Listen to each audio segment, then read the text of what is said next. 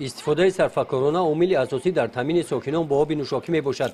همین نکته را درک نموده ساکن ناحیه واسه زبیدلوی احمد در چمک آبگیری این گونه نوآوری پیشنهاد کرده است. با گذاشتن ظرف آبگیری آب جاری میگردد، بعد گرفتن ظرف باشد جاری شدن آب قطع میگردد.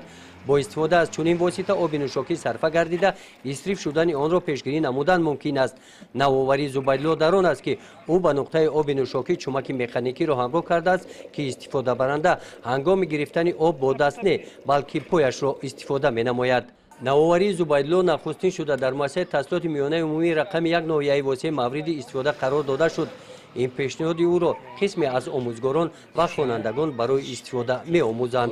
ما میخواهیم که همین جمعاتی که نوآوری کردیم در تمام جمهوری تاجیکستان در هر یک خانه در هر یک راهروها همین با استفاده شود که همین آبی که آب نوشاکی به همه میرسه تامین میشه.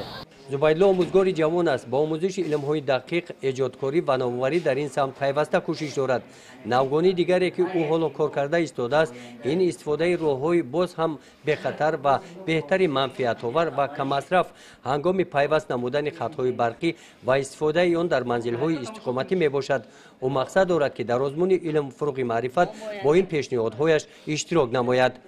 گزارش خوجا نظریف خدای نظر ظهوروف از ناحیه واسه برای برنامه اطلاعاتی نوید.